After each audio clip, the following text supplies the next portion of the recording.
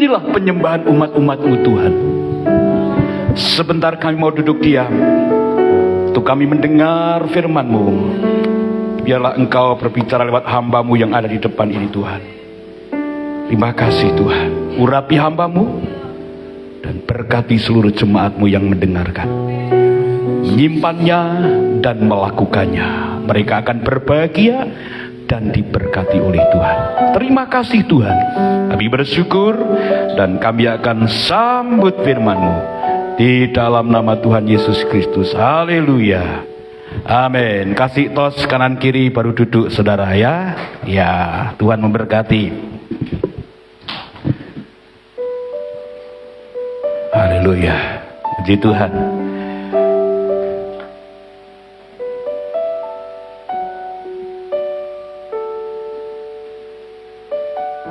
Haleluya.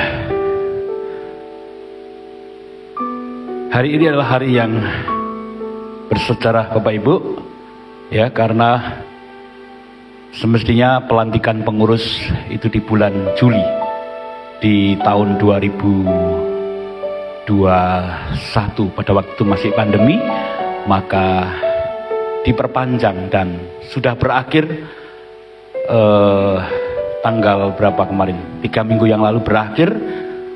Saya suruh libur beberapa minggu dan akhirnya rapat pleno dan terjadilah keputusan kepengurusan yang baru Bapak Ibu. Baik, sebelum kita akan menyaksikan pelantikan pengurus yang baru, kita mendengarkan firman Tuhan Bapak Ibu. Mari kita buka di kitab Filipi atau suratan Filipi pasal yang pertama. Surat Filipi pasal yang pertama, ayatnya yang ke-21 dan ayat ke-22. Saya ulang lagi, di LCD tidak ada. Filipi 1 ayat 21 dan ayat 22. Yang sudah ketemu katakan oye. Ya, baru separuh yang ketemu. Yang sudah ketemu katakan oye. Ya, sudah ketemu 90%. Ya. Yang sudah ketemu katakan amin. Yang belum ketemu katakan angel. Angel orang ketemu ya. Mari kita baca ayat ini 1, 2, 3. Karena bagiku hidup adalah Kristus dan mati adalah keuntungan. Tetapi jika aku harus hidup di dunia ini, itu berarti bagiku bekerja memberi buah. Jadi mana yang harus kupilih? Aku tidak tahu. Saudara, ayat ini luar biasa sekali. Ayat ini Rasul Paulus sedang menceritakan hidupnya. Rasul Paulus berkata, aku tahu apa itu kekurangan, apa itu kelebihan. Rasul Paulus seorang pengusaha tenda yang sukses, tapi dia juga penginjil yang sukses.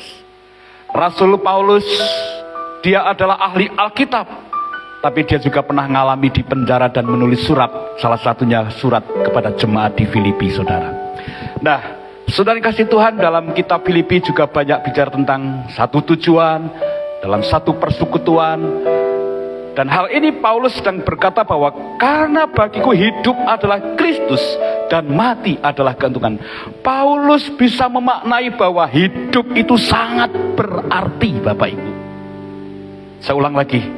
Paulus punya konsep bahwa hidup ini sangat berarti. Kalau Paulus suruh milih mati apa hidup, Paulus berkata aku tidak tahu. Tapi Paulus berkata, kalau aku hidup, aku akan memberi buah. Tapi kalau aku mati pun, aku untung.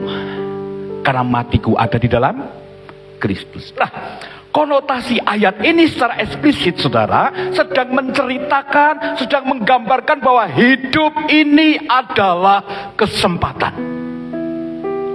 Dalam 1 Korintus 9 juga di sana dikatakan, kami diberi upah untuk menginjil, diberi kesempatan untuk memberitakan firman. Rasul Paulus juga di sana berkata bahwa inilah kesempatan yang Tuhan beri.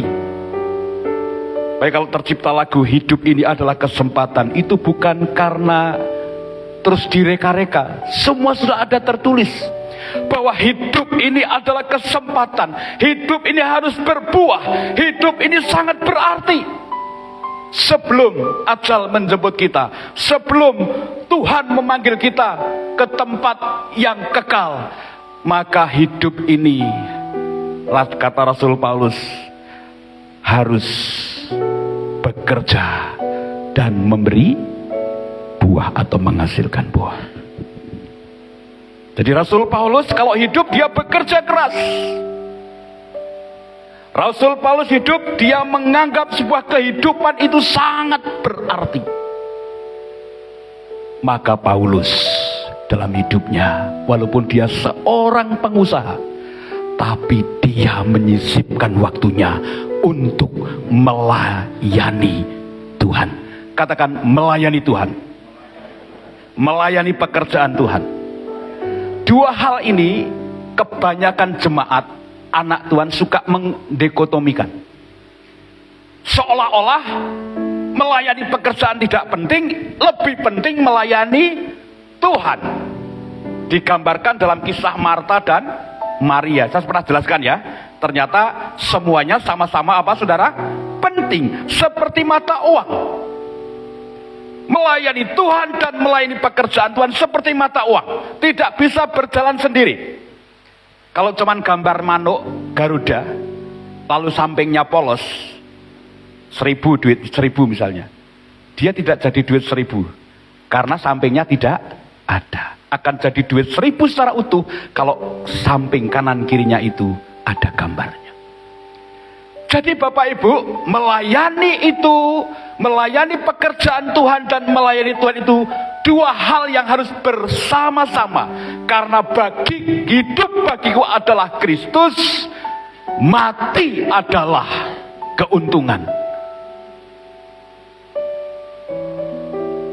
Mungkin Bapak Ibu berkata, oh yang melayani pekerjaan Tuhan biar pengurus saja. Bapak Ibu yang akan dilantik menjadi pengurus itu adalah sebuah anugerah dan kesempatan Tuhan percaya Bapak Ibu duduk di dalam sebuah organisasi gereja. Lalu apakah yang lain tidak melayani? Melayani Bapak Ibu. Ada yang jadi worship leader, ada yang jadi singer, mereka bukan pengurus, tapi mereka adalah seorang pelayan. Mereka adalah orang Lewi. Maka saudara saya katakan, hidup ini adalah kesempatan. Selagi ada kesempatan melayani Tuhan. Saya teruskan dikit supaya saudara gak bingung. Pak, melayani Tuhan dan melayani pekerjaan itu seperti apa? Ketika kita dipanggil Tuhan, ya, kita harus melayani Tuhan. Dipanggil menjadi untuk melayani Tuhan secara pribadi, punya hubungan intim setiap hari. Itu melayani Tuhan. Setiap hari menyembah Tuhan, setiap hari berdoa kepada Tuhan, itu melayani Tuhan. Punya waktu khusus hubungan intim dengan Tuhan, itu namanya melayani Tuhan. Percaya Tuhan 100%, itu melayani Tuhan. Lalu melayani pekerjaan Tuhan apa Pak? Ya seperti saya ini, berkhotbah, singer, jadi pengurus, itu namanya melayani pekerjaan Tuhan. Lalu skala prioritasnya bagaimana Pak Timo? Satu, melayani Tuhan, melayani Tuhan yang menjadi tempat yang paling utama dan terutama. Yang kedua, melayani keluarga. Yang ketiga, melayani pekerjaan Tuhan. Makanya saya katakan Bapak Ibu, urutan-urutan ini penting sekali. Banyak orang melayani pekerjaan Tuhan luar biasa, tapi keluarganya apa? Berantakan. Ini kadang yang sering menjadi keluhan gembala-gembala Bapak Ibu. Karena bapaknya, ibunya pergi pelayanan terus. Anaknya ngapain nggak tahu, anaknya narkoba nggak tahu.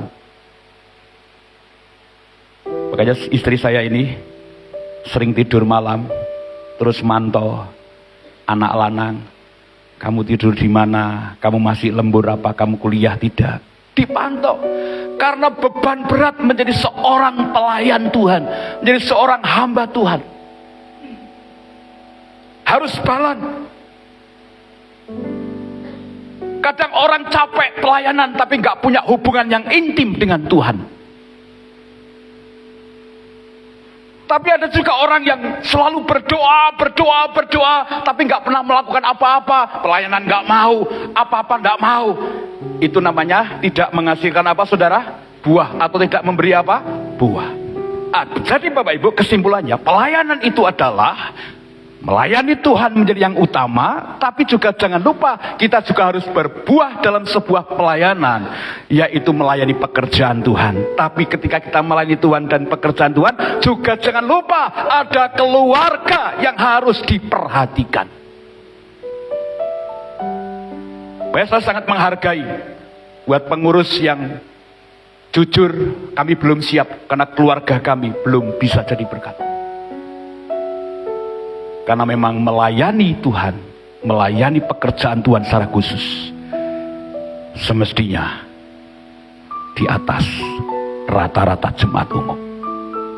Bukan hanya pengurus, tapi termasuk pelayan mimbar, pelayan perjamuan suci, termasuk singer, termasuk guru sekolah minggu. Kalau hidupmu tidak benar, tidak jadi berkat.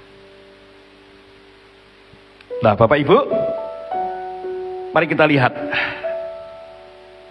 Karena ini ada pelantikan pengurus, tetapi khotbah ini tidak hanya untuk yang dilantik, tapi semua jemaat yang mau terlibat dalam pelayanan. Melayani tidak hanya jadi pengurus, terima tamu itu juga pelayanan. Saya bersyukur beberapa jemaat imannya mulai bertumbuh, rohaninya mulai bertumbuh, dan mulai ngerti arti sebuah kesempatan melayani. Pak Win ini harusnya ada di Makassar, tapi ketika saya minta tolong, Pak, besok ada pelantikan. Bapak Penatua, saya minta tolong Ibu untuk menghubungi, dan beliau bisa hadir hari ini.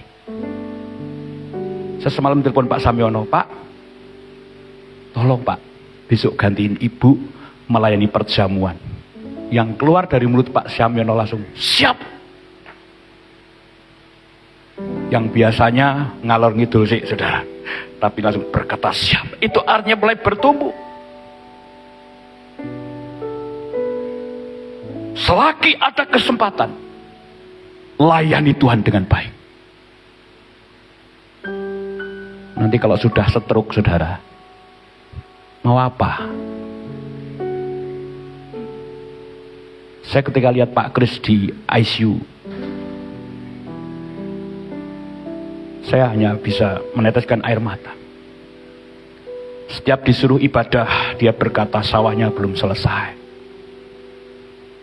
masih nandur. Ketika sudah nandur selesai, ayo Pak ke gereja, gek sibuk ngerabuk. Setelah sibuk ngerabuk, diajak ke gereja lagi, dia berkata, sibuk Pak, panen. Lah kapan selesainya? Sekarang ada di ICU, bisa berkata aku mau melayani, sudah tidak bisa lagi. Saya nggak nakut-nakutin saudara, tapi Tuhan mau hidup kita, kalau masih diberi hidup, kita harus memberi buah Bapak Ibu. Kita harus berbuah melalui pelayanan kita Bapak Ibu. Mungkin gak bisa nyanyi, gak bisa singer, jadi pengurus yang baik, mungkin nulisnya bagus, jadi sekretaris yang baik.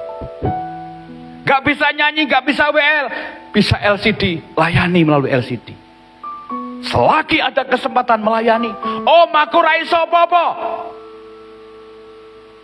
Nek ora iso apa-apa kabeh, duitmu yo iso melayani. Karena firman Tuhan katakan apa? Muliakanlah Tuhan dengan apa? Hartamu. Pak, saya nggak bisa pelayanan Pak, tapi dia rajin memberi, menopang pelayanan. Itu juga pelayanan.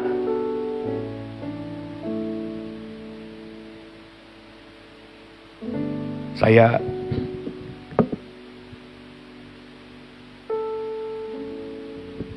kalau bicara pelayanan berat Bapak Ibu. Tapi saya bersyukur. Ada orang-orang yang menyisipkan hartanya. Sehingga penggembalaan saya ini tertopang dan berjalan penggembalaan. Ada orang yang mau di belakang layar, yang mau ambil bagian pelayan. Jadi kesimpulannya Bapak Ibu, melayani itu tidak harus di atas mimbar, tidak harus jadi pengurus. Tapi selagi ada kesempatan, selagi Anda masih hidup, berikan hidupmu untuk Tuhan. Hidup bagi Kristus, berbuah. Kalau saudara sudah sakit, saudara sudah nggak bisa apa-apa lagi. Saya punya teman di Bangka. Orangnya itu kalau suruh pelayanan, karena dia memang hebat main drumnya.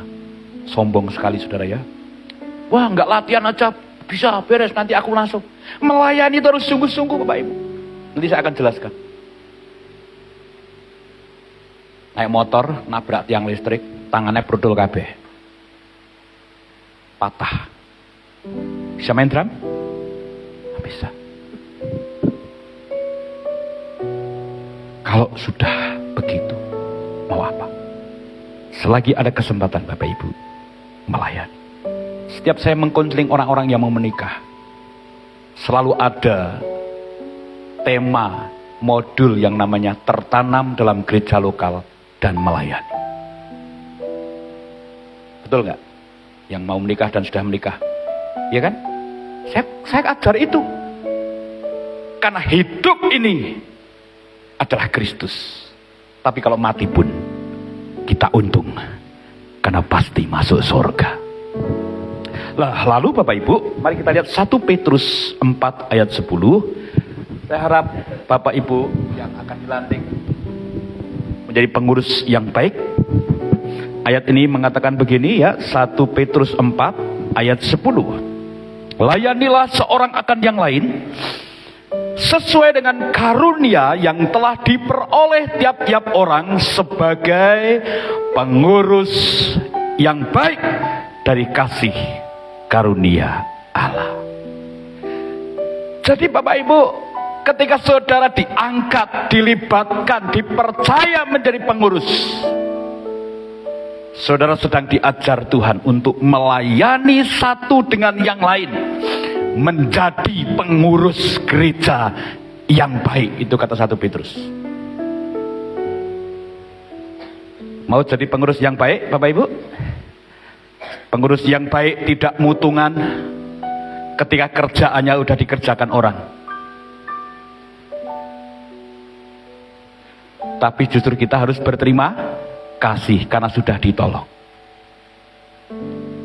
Kalau rapat beda pendapat, pengurus yang baik dia tidak akan mutung lalu tidak usul lagi. Itu pengurus yang baik. Pengurus yang baik dia akan rela berkorban ketika diminta benih iman, janji iman. Pengurus memberikan waktunya yang baik untuk pekerjaan Tuhan. Wahyu 2 ayat 2. Aku tahu segala pekerjaanmu, baik jerih payahmu maupun ketekunanmu melayani Tuhan dengan sungguh-sungguh, dan Tuhan memperhatikan jerih payah kita. Hujan deras harus latihan. Hujan deras harus kehujanan karena mimpin pujian di FA. Saya mau katakan jerih payahmu tidak sia-sia. Ada upah yang menanti Bapak Ibu. Mau suaramu nggak bagus, mau doamu itu pendek, kalau dilakukan dengan sungguh-sungguh, ada upah yang menantinya. Tuhan secara diam-diam memperhatikan pelayanan Bapak Ibu. Makanya jangan menggerutu ketika disuruh melayani.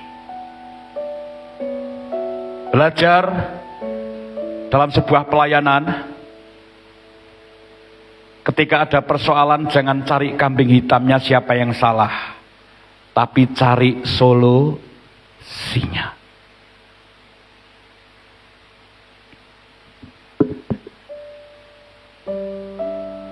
Yesus tahu isi hati kita. Saya percaya ini jauh-jauh, Mas Damar, Mas Luis, Mas, harga yang mereka bayar Tuhan perhitungkan. Siapa nyangka Mas Damar mau jadi guru? Enggak ada yang nyangka.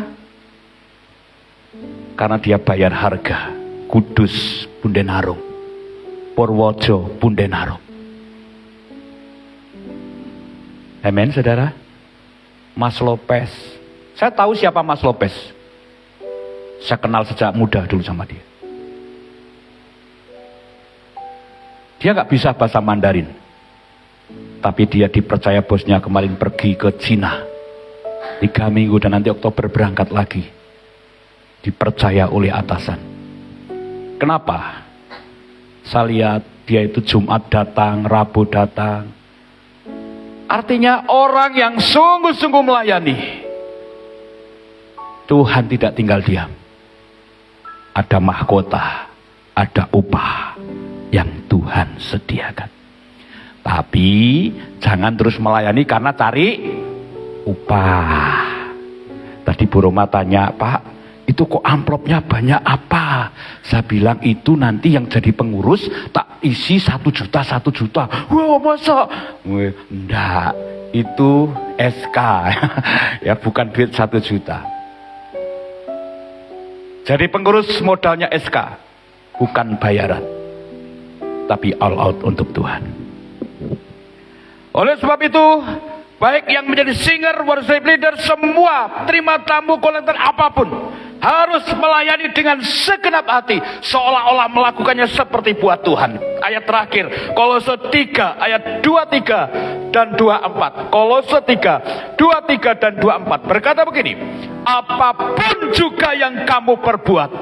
Saya ulang lagi, apapun juga yang kamu perbuat, perbuatlah dengan segenap hatimu, seperti untuk siapa?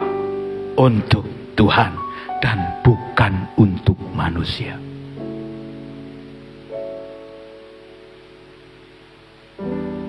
Kalau saudara diangkat jadi pengurus, terus mau, itu bukan karena sungkan sama saya, tapi karena saudara mengasihi Tuhan. Ketika saudara disuruh, dimintain tolong membantu saya dalam pekerjaan Tuhan, mau bukan karena kepepet, tapi mau karena saudara mau melakukannya seolah-olah melakukannya buat Tuhan, bukan buat Pak Timo.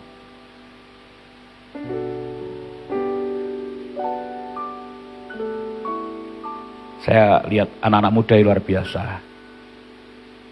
Tolong ambilkan dasi, buas. Tolong carikan sepatu Om Timo, cari. Tadi ini yang makein Pak Gideon. Dia mau melayani saya. Tapi bukan karena sungkan. Saya percaya. Jemaat di sini kalau melayani, semua karena melihat siapa? Tuhan. Termasuk kalau saudara ngasih blewah, ngasih ikan ke pastori, itu karena saudara mengasihi siapa? Tuhan.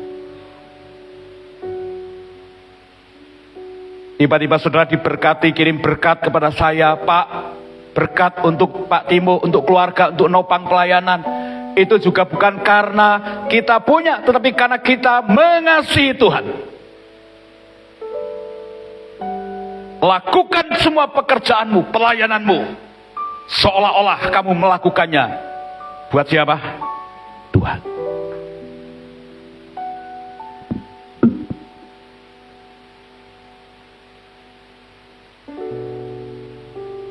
Lalu ayat berikutnya berkata, kamu tahu bahwa dari Tuhanlah kamu akan menerima bagian yang ditentukan bagimu sebagai upah. Kristus adalah Tuhan dan kamu hambanya. Lakukan semua pelayananmu seolah-olah kita sedang bekerja kepada Tuhan. Dan Tuhan itu Tuhan, dan Tuhan itu yang akan menggaji kita. Ada berkat jabatan, ada berkat pelayanan.